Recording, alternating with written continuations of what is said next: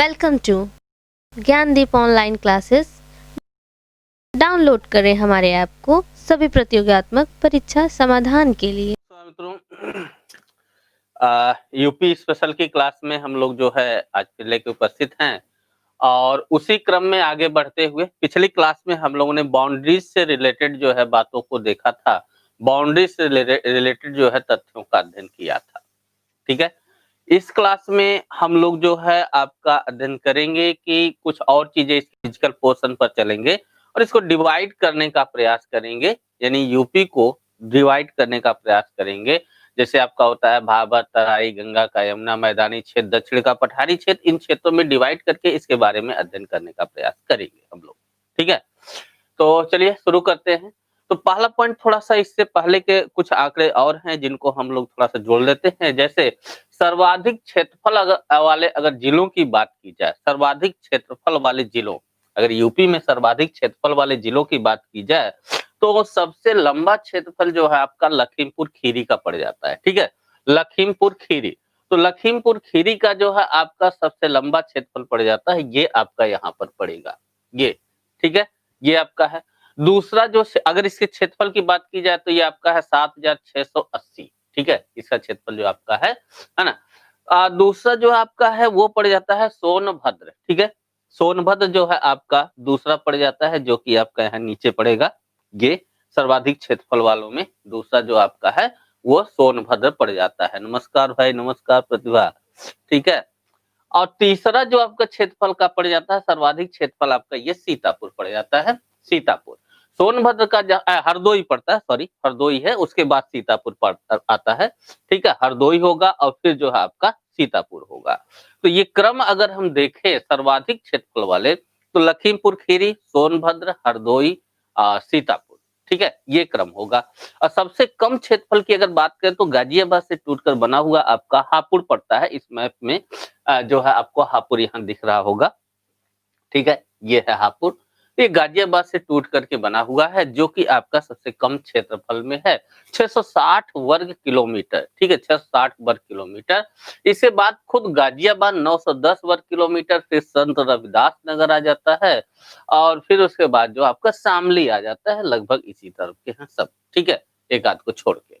अच्छा, अगर हम यहाँ पर एक क्वेश्चन जो महत्वपूर्ण आता है, राजधानी एनसीआर, एनसीआर में शामिल जो आपके क्षेत्र हैं उनकी हम लोग बात कर ले। एनसीआर, एनसीआर को जहां तक बात है आपको समझने के लिए बता दे कि इसको ढूंढने का प्रयास अगर विकल्प में आता है और आपको पता नहीं है कि एनसीआर के अंतर्गत कौन कौन से आते हैं, तो आपको ढूंढना सिर्फ यहाँ पड़ेगा, इस क्षेत्र में, यानी दिल्ली के पास वाले क्षेत्र को ही ध्यान में रखें। यानी जो विकल्प में आपको दे रखा है कि दिल्ली के आसपास के क्षेत्र, उन्हीं को हम एनसीआर के रूप में ढूंढेंगे। ठीक है, राजधानी क्षेत्र के रूप में ढूंढेंगे। अब यहाँ पर कौन कौन से हैं तो आपको दिखा दे। गाजियाबाद जो है आपका इसी के अंतर्गत पड़ जाता है, क्योंकि इसी के पास आपका है। यहाँ पर ये गाजियाबाद हो जाएगा। हापुड़ पड़ जाएगा, गाजियाबाद से अलग हुआ है। ठीक है, गाजियाबाद हो गया, हापुड़ हो गया। ठीक है, एनसीआर के अंतर्गत जो आते हैं।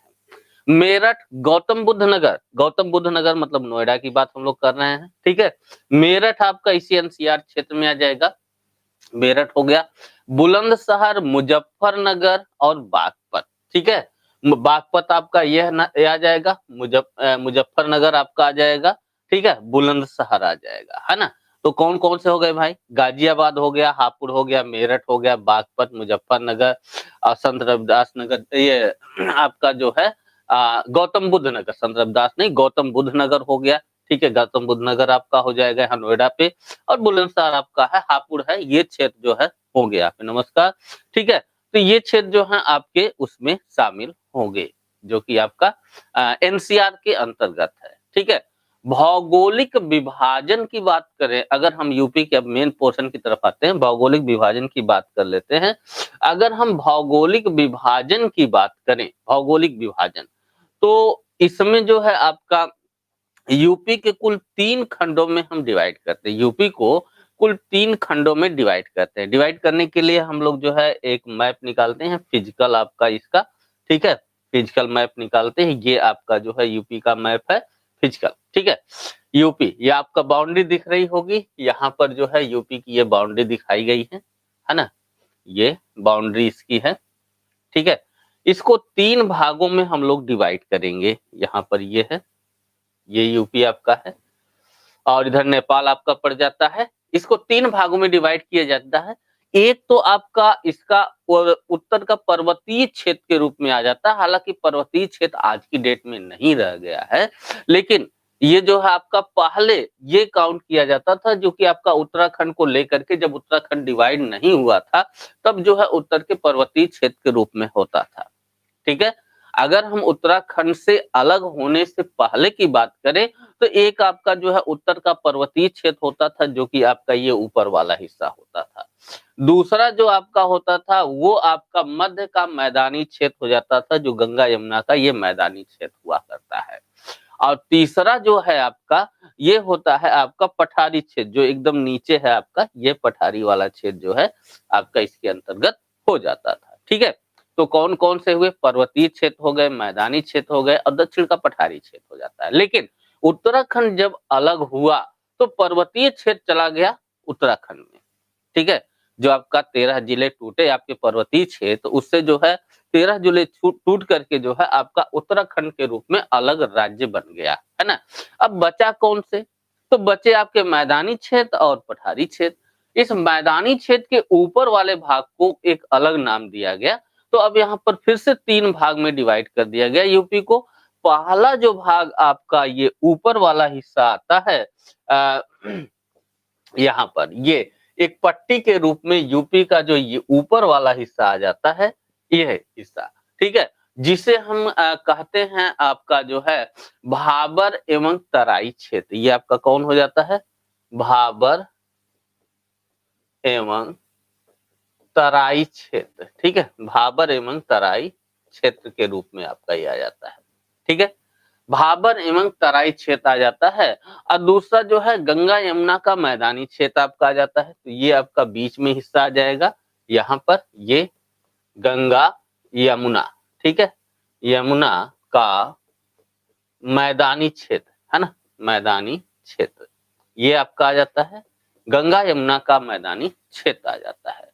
तीसरा जो भाग आपका बनता है वो आपका दक्षिण का पठारी क्षेत्र, ये आ जाता है, ठीक है? दक्षिण का पठारी क्षेत्र, है ना? ये आपका हो जाता है दक्षिण का पठारी क्षेत्र, ये वाला हिस्सा हो जाता है। तो ये आपका कुल मिलाकर के 3 भाग में डिवाइड हो गया। एक भाग हो गया आपका भाबर एवं तराई क्षेत्र जो कि आपका ऊपर वाला हिस्सा है। दूसरा गंगा यमुना का मैदानी क्षेत्र जो मध्य में आता है और तीसरा आपका आ जाता है दक्षिण का पठारी क्षेत्र जो आपका एकदम दक्षिण में होता है, ठीक है? इन तीनों भागों को अलग-अलग हम लोगों को अध्ययन करना है। तो इसके सीधे पॉलिटिकल पोर्शन में चलते हैं, कौन से क्षेत्र आते हैं।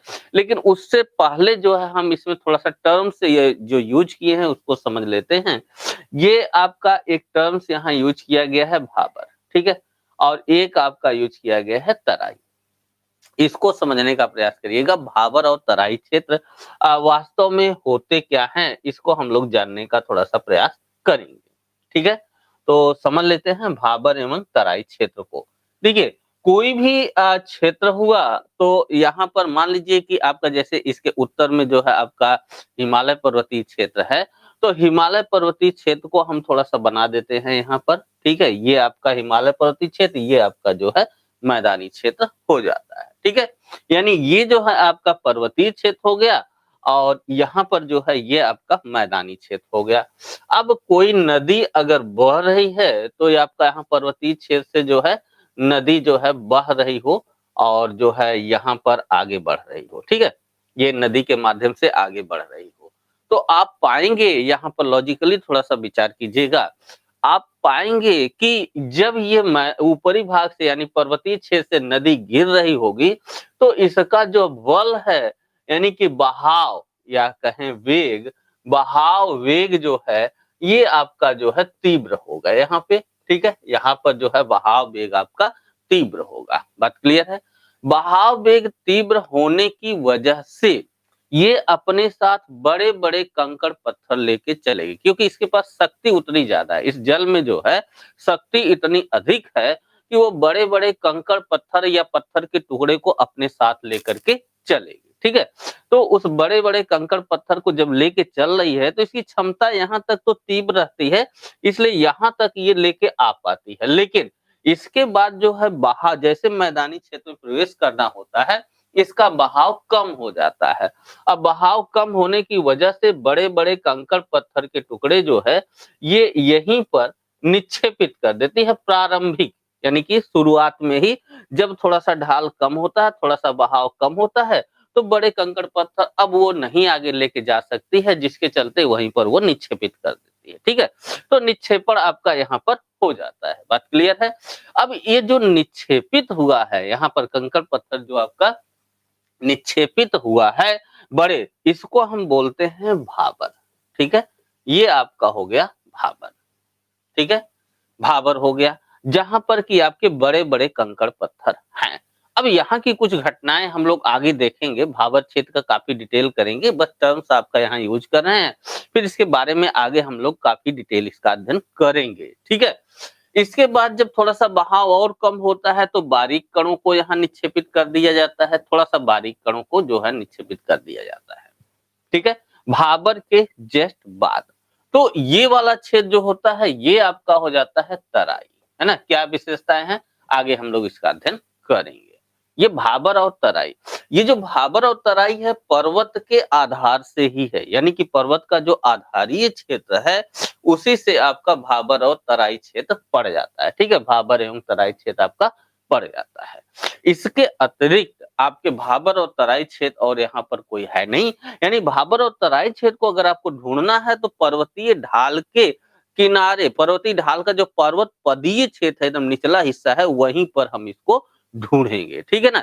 वहीं पर हम इसको ढूंढेंगे और पहले जो भाग आएगा वो आपका भाबर होगा, उसके जस्ट बाद आपका जो है तराई होगा। उसी तरीके का डिवाइडेशन जो है आपका यहाँ पर किया गया है, ठीक है? तो यहाँ पर जो है आपका ऐसे किया गया है, इधर जो है आपका अगर यहाँ बात करें तो यहाँ आपका जो है शिवालिक रेंज है, शिवालिक श्रेणी है, या आप कहें वाह हिमालय है, ठीक है? वाह हिमालय है। उस वाह हिमालय से लेकर के आपका जो है उसके पर्वतपदीय क्षेत्र में, यानी शिवालिक के पर्वतपदीय क्षेत्र में जो उसके पैर में पड़ा हुआ है, यानी कि उसके निचले भाग में आपका उसके निचले भाग में जो है आपका पड़ जाता है, यहाँ पर 1 मिनट, अ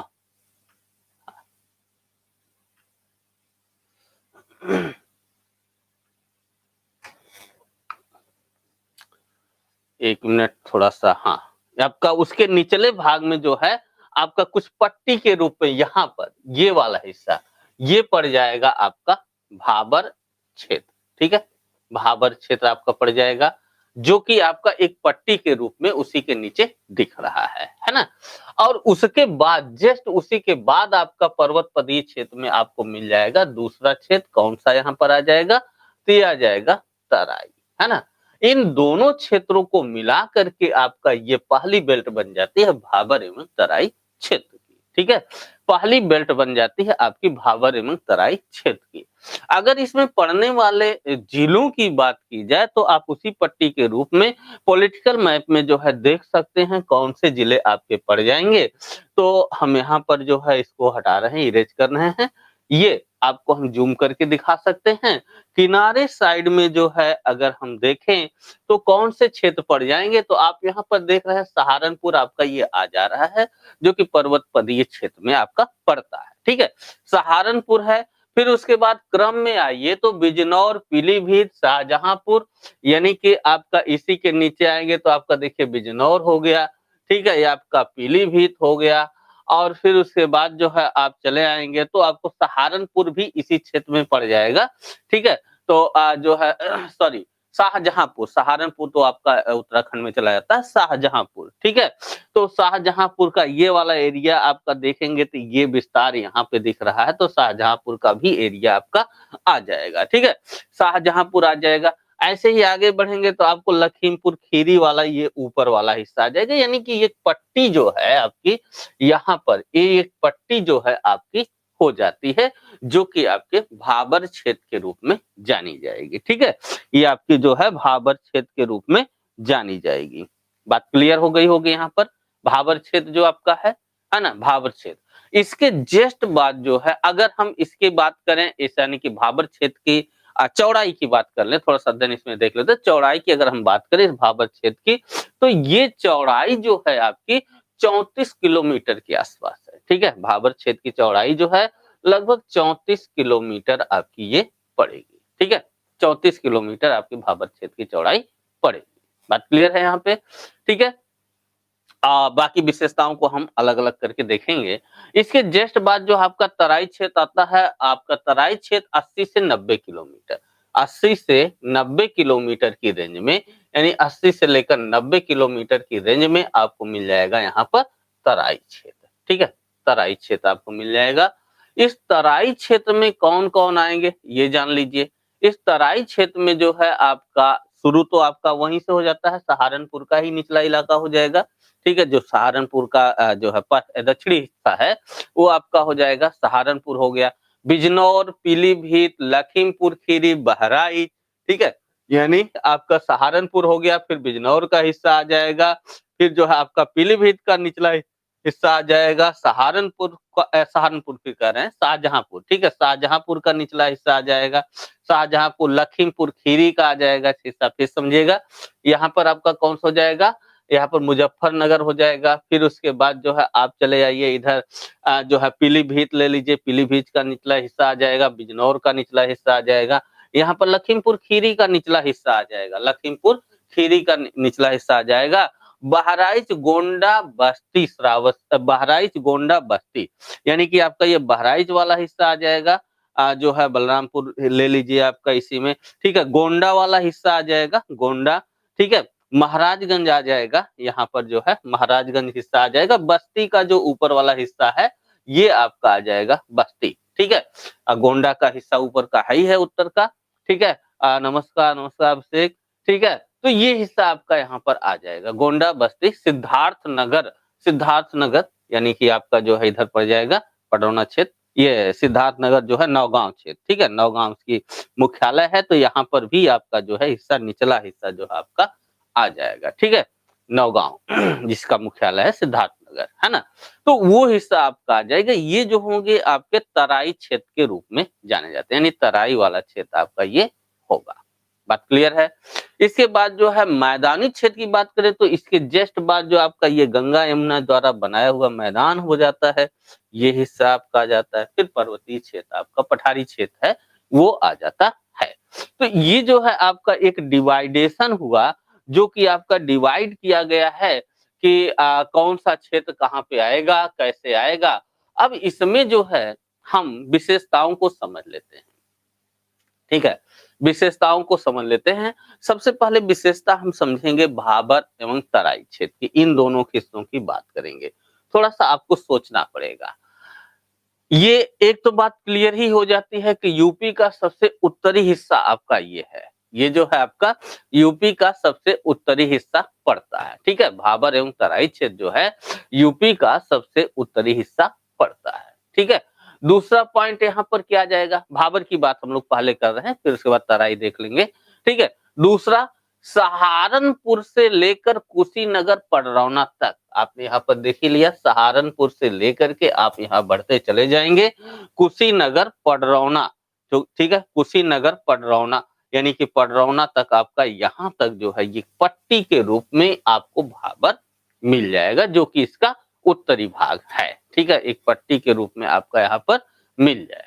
बात क्लियर है? अच्छा, सहारनपुर के आसपास इसकी चौड़ाई कम हो जाती है, चौड़ाई लगभग 34 किलोमीटर है। यहाँ पर जो है चौड़ाई सहारनपुर के पास जो है इसकी चौड़ाई 34 किलोमीटर है। ठीक है, ये कम नहीं है, ज्यादा है। ठीक है, 34 किलोमीटर है। हाँ, पूर्व की तरफ जैसे जैसे बढ़ते जाएंगे और कम होती जाएगी। ठीक है, ये भी एक क्वेश्चन आप दिमाग में बैठा लीजिएगा। यूपी में पश्चिम की तरफ, पश्चिम उत्तर पश्चिम की तरफ जो आपका ये वाला हिस्सा आ रहा है, उत्तर पश्चिम की तरफ जो आपका हिस्सा है, वहां पर इसकी चौड़ाई अधिक मिलेगी, जैसा कि सहारनपुर के आसपास का। ठीक है, जो भाबर क्षेत्र है। फिर उसके बाद आगे बढ़ते हुए क्रम में आप आगे बढ़ते हुए आए तो यहाँ पर जो है यानी कि जो आपका पूर्वी यूपी क्षेत्र की तरफ आ जाएँ, पूर्वी की तरफ आ जाएँ और यहाँ पर भाबर क्षेत्र की बात करें तो भाबर की चौड़ाई जो है वो कम होती चली जाएगी, ठीक है। एक क्वेश्चन आपका यहाँ से भी बन जाता है कि ये चौड़ाई जो है कम हो रही है, ठीक है। अच्छा, इसके अलावा जो है भाबर के सीधे दक्षिण आ जाएँगे, ठीक है। भाबर में तो आपको पता ही है कि बड़े-बड़े कंकड़ पत्थर या उस तरह की चट्टानी खंड होंगे, ठीक है। और यहाँ पर नदियाँ जो हैं विलुप्त भी हो जाया करती हैं। विलुप्त कैसे हो जाया करती हैं? आप यूँ समझिए कि बड़े-बड़े शिलाखंड हो, पत्थर खंड हो और यहाँ से पानी जाए तो इन्हीं पत्थर चट्टानों में के बीच से जो है पानी होकर निकल जाएगा और ऊपर से पत्थर खंड आपको दिखेंगे और आपको लगेगा कि पानी बह ही नहीं रहा है, ठीक है। तो पानी यहाँ से नहीं बह रहा है, यानी कि पानी जो है बीच-बीच से कहीं से निकल जा रहा है, पूरा मैदान जो है आपका ये साफ दिख रहा है, केवल पत्थर के खंड आपको दिखेंगे, शिलाखंड दिखेंगे, उनके बीच से थोड़ा-थोड़ा पानी निकल रहा हो, ठीक है। तो यहाँ पर नदियाँ जो है विलुप्त प्राय हो जाती हैं, यानी विलुप्त हो जाती है, लेकिन यही नदियाँ जो है तराई क्षेत्र में जाकर के फिर से ऊपर आ जाती हैं, ठीक है। तराई क्षेत्र में जो है आपके ऊपर आ जाती हैं, ये चीज़ें आपकी यहाँ पर होती है, ठीक है। तो आपका ये है। इसके जस्ट दक्षिण अगर आते हैं तो तराई क्षेत्र आता है, इसके जस्ट दक्षिण जो है आपका आ जाता है तराई क्षेत्र, ठीक है। 1 मिनट, हाँ, तराई क्षेत्र इसके जस्ट दक्षिण में आ जाता है, भाबर के जस्ट दक्षिण में। महाराजगंज में अगर हम बात करें इसकी चौड़ाई की तो 80 से 90 किलोमीटर होती है, यानी महाराजगंज आपका यहाँ पड़ेगा, यहाँ यानी पूर्वी यूपी की तरफ चले, ठीक है। तो यहाँ पर इसकी चौड़ाई जो है ये आपकी 80 से 90 किलोमीटर है, ठीक है। महाराजगंज में इसकी चौड़ाई जो है आपकी 80 से 90 किलोमीटर पड़ती है, ठीक है। 80 से 90 किलोमीटर आपकी पड़ती है ना? और सहारनपुर की तरफ चलें तो सहारनपुर की तरफ जाने पर चौड़ाई कम होती है, जस्ट उल्टा है, भाबर का जो है जस्ट उल्टा है। जहां भाबर का सहारनपुर की तरफ चौड़ाई सर्वाधिक थी और जो है इधर पडरौना तक आने में कम हो रही थी, उसी का जस्ट उल्टा तराई का है। यहाँ पर महाराजगंज की तरफ जो है चौड़ाई अधिक है और जैसे-जैसे हम पश्चिम उत्तर प्रदेश की तरफ चलेंगे, वैसे-वैसे चौड़ाई उसकी कम होती चली जाएगी। बात क्लियर है यहाँ पर? ठीक है? अच्छा, कम होती चली जाएगी। हाँ, सहारनपुर से कुशीनगर, सहारनपुर से लेकर कुशीनगर तक आपका विस्तार है ही है, ये तो आपका ऐसे ही पता है।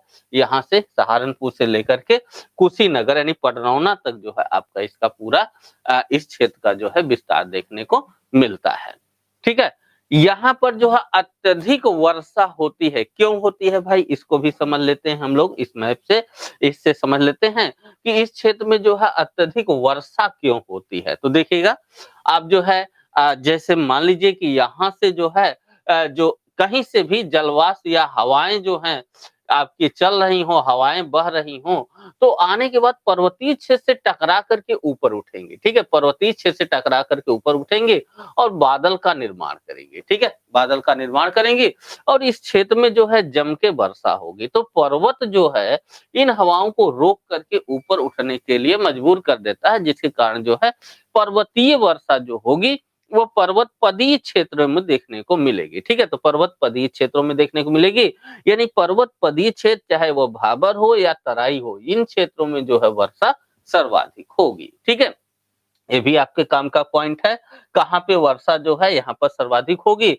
तो कहने का मतलब ये है, यहाँ पर जब शिवालिक श्रेणी है, ये शिवालिक श्रेणी है, तो इसका पर्वत पदीय क्षेत्र आपका यही होगा, भाबर एवं तराई क्षेत्र होगा, ठीक है।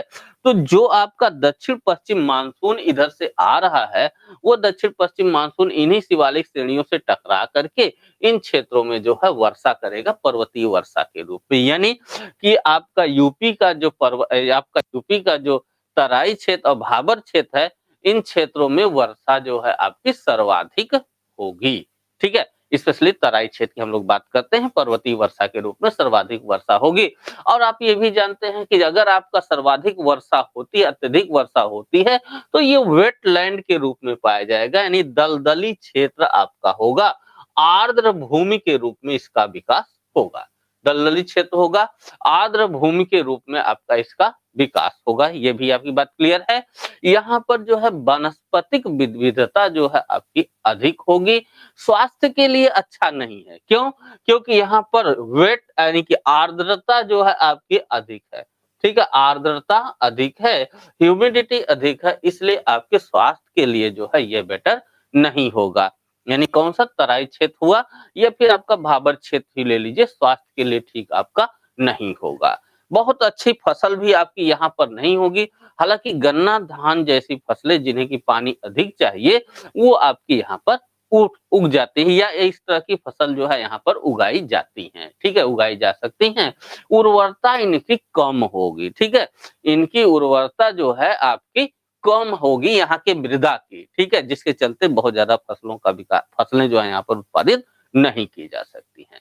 हाँ, यहाँ पर प्रमुख वृक्ष के रूप में अगर हम बात करें तो साल, हल्दू, सेमल, साखू ये सब जो है होंगे। साखू ले लीजिए, ठीक है, साल ले लीजिए, ठीक है, हल्दू ले लीजिए या सेमल आप ले लीजिए, ठीक है, सेमल के वृक्ष जो है, ये वृक्ष जो है आपको यहाँ पर ज्यादातर देखने को मिलेंगे, ठीक है। ये सब क्षेत्र, इन सब क्षेत्रों में इस तरह के वृक्ष आप मिलेंगे, ठीक है। इसके बाद जो है अगर हम बात करें यानी कि तराई और भाबर से निकल करके दूसरे फील्ड की तरफ आए तो आपको पड़ जाता है ये वाला एरिया, है ना, ये वाला, यहाँ पर आपका ये पूरा है, ये क्षेत्र है, यानी मैदानी क्षेत्र की हम बात कर रहे हैं, है ना, यानी कि उत्तर प्रदेश के जो है मैदानी क्षेत्र की बात कर रहे हैं, यानी मध्य मैदानी क्षेत्र की। दूसरा पार्ट आपका आ जाता है मध्य मैदानी क्षेत्र, ठीक है, मध्य मैदानी क्षेत्र की बात हम लोग कर लेते हैं। तो जानते हैं इसमें मध्य मैदानी क्षेत्र आपका क्या है, क्या विशेषताएं हैं, ठीक है। इसे हम गंगा यमुना दोआब के भी नाम से जानते हैं, यानी गंगा यमुना दो नदियों के माध्यम से जो है उसके बीच में बना हुआ क्षेत्र कह सकते हैं। तो गंगा यमुना दोआब के भी नाम से हम लोग इसे समझ सकते हैं, ठीक है। इसका विस्तार कहाँ से हुआ, अभी पीछे की परीक्षाओं में यहाँ से क्वेश्चन आ गया था, ठीक है, इसी से रिलेटेड आ गया था। इसका विस्तार जो है एक तरफ जो आपका यमुना नदी है, ठीक है, एक तरफ जो है आपकी ये यमुना नदी है जो कि बॉर्डर पर बह रही है, यमुना नदी, और दूसरी तरफ अगर हम देखें तो बिहार क्षेत्र में आ जाइए, यहाँ पर गंडक नदी, ठीक है। यमुना नदी से लेकर के गंडक नदी तक, यमुना नदी से लेकर के गंडक नदी तक मध्य में फैला हुआ ये मैदानी क्षेत्र है। कभी ये टेथिस सागर हुआ करता था, नमस्कार नमस्कार भाई, ठीक है, कभी ये टेथिस सागर हुआ करता था। तो ये मध्य में जो है मैदानी क्षेत्र है, इसकी चर्चा हम लोग करेंगे, जिसे हम कहते हैं गंगा यमुना दोआब, जिसका विस्तार आपका जो है हो जाता है कहाँ से, तो यमुना नदी से लेकर के गंडक नदी तक इसका विस्तार आपका हो जाता है, ठीक है। अच्छा, और इसके बाद जो है दक्षिण के पठारी क्षेत्र आ जाते हैं, भाबर तराई क्षेत्र के अगर हम विस्तार की बात करें, इसके बाद जो दक्षिण का पठारी क्षेत्र आ जाता है, तो दक्षिण पठारी क्षेत्र एक तरफ हो गया, दूसरी तरफ जो है भाबर मैदान, इसके बीच में आपका ये हो गया। बना कैसे है इस पे भी विचार कर लेते हैं। तो बना ये आपका है, आप देख ही रहे हैं कि यमुना नदी बह रही है, गंगा नदी है, रामगंगा है और तमाम नदियां यहाँ बह रही हैं। और यहाँ पर नदी आकर के एक मैदानी क्षेत्र में प्रवेश कर जाती है, यानी कि मैदान में चली जाती हैं। और जब ये नदियां मैदान में प्रवेश करती हैं तो ये अपने साथ जो कंकड़ पत्थर या बालू के टुकड़ा, जो भी बारीक कण, छोटे कण तो तराई क्षेत्र में रुक गए थे, उनसे छोटे कण जो इस पानी के साथ बह के आए, उनका यहाँ पर निक्षेप होता है, इन मैदानी क्षेत्रों में निक्षेप होता है और इसी से जो है बनी है। एक तरह से कहें कि आपका ये कांप मिट्टी है, कांप मिट्टी, ठीक है, कांप मृदा से बना हुआ है, कांप मृदा, है ना, कांप मृदा यानी जलोढ़ से आपका ये बना हुआ है, जलोढ़, जिसमें कीचड़ बालू ये सब चीजें हो सकती है, जलोढ़ कीचड़ बालू ये सब चीजें हो सकती है, इनके माध्यम से जो है इसका निर्माण हुआ है। बात क्लियर है यहाँ पे, ठीक है। ढाल की अगर हम बात करें, इसके ढाल की, तो ढाल जो है उत्तर पश्चिम से दक्षिण पूर्व है, उत्तर पश्चिम से लेकर के ढाल किधर की आ रहा है, दक्षिण पूर्व की। देखिए यहाँ से क्वेश्चन आपके आते हैं, लॉजिकली जो है आपके क्वेश्चन यहाँ से पूछे जाते हैं, इसलिए इसको दिमाग में बैठा लीजिएगा, ठीक है। इन सभी चीजों को उत्तर पश्चिम से दक्षिण पूर्व की तरफ जो है आपका इसका ढाल पड़ जाता है, ठीक है, ढाल आपका है। बात क्लियर है यहाँ पे। तलछट एवं कांप की संरचना यानी कि जो तलछट यहाँ आया हुआ है उसका एवं कांप की संरचना के आधार पर जो हम इसको दो भागों में बांटते हैं। दो भागों में बांटने का मतलब यहाँ पे क्या है तो इसको थोड़ा-सा हम लोग समझ लेते हैं। जो दो भागों में यहाँ बांटने की बात कही गई है, ठीक है? यहीं पर इसी फिगर में समझ लेते हैं। चलिए, ठीक है? तो यहाँ पर थोड़ा-सा आप विचार करेंगे यहाँ पर जो है आप थोड़ा-सा विचार करेंगे, ये जो आपका बढ़ रहा है, ठीक है? यहाँ पर नदी जो आपकी जा रही है, आगे नदी बढ़ रही है, इस नदी के बढ़ने की वजह से जो अपने साथ अवसाद लेके आ रही है वो या तो यहाँ किनारे साइड जमा हो रहा है, या तो इस साइड जमा हो रहा है नदी के दोनों साइड जमा हो रहा है। अब बाढ़ जो है वहाँ पर हर साल आ रही है। जहाँ हर साल बाढ़ आएगी वहाँ कुछ ना तो कुछ अवसाद हर साल छोड़ेगा और जब हर साल अवसाद छोड़ेगा तो इसको हम बोलते हैं खादर। ठीक है? क्या विशेषताएं होती हैं, क्या उपजाई जा सकती है, इस चीज की चर्चा हम लोग करेंगे। ठीक है? ये खादर है जो कि अत्यधिक उपजाऊ होता है और नवीन जलोढ़ होता है। ठीक है? नवीन जलोढ़, सबसे नवीन जलोढ़ आपका ये होता है जिसमें जीवाश्म की मात्रा अधिक होती है। जो है यहाँ पर जो है इस क्षेत्र में कहीं-कहीं पर जो है अधिक कटान होने की वजह से बीहड़ भी बन जाते हैं, जैसे चंबल यमुना का जो बीहड़ क्षेत्र जो आता है वो भी आपका है। ठीक है? और दूसरा क्षेत्र वो है कि जो इसी नदी द्वारा तो बना है जरूर, इसी नदी द्वारा बना है, लेकिन आज यहाँ बाढ़ नहीं जाती है। ठीक है? आज यहाँ बाढ़ नहीं जाती है ना? आज जब बाढ़ यहाँ नहीं जाती है तो ये वाला क्षेत्र जो हो गया, ये जो वाला जो है, इसे बना उसी से है, इसे हम बोलते हैं बांगर। ठीक है? बांगर बोलते हैं, है ना? बांगर बोलते हैं। बहुत थोड़ी मृदा में हम लोग इसकी चर्चा करेंगे क्या विशेषताएं इसकी हैं। तो ये आज हम लोगों ने देखा तराई क्षेत्र, जो है भावर क्षेत्र और जो है मैदानी क्षेत्र। अभी मैदानी क्षेत्र में हमें डिवाइडेशन करना है, अलग-अलग मैदानी क्षेत्रों को जलवायु विशेषता के आधार पर, मृदा के आधार पर आगे हम लोग डिवाइड करेंगे। ठीक है? इसके बाद तीसरा भाग जो आपका दक्षिण का पठारी क्षेत्र है, उसको हम लोग कल देखते हैं। तो मिलते हैं कल फिर इसी समय यानी कि 9 बजे क्लास में।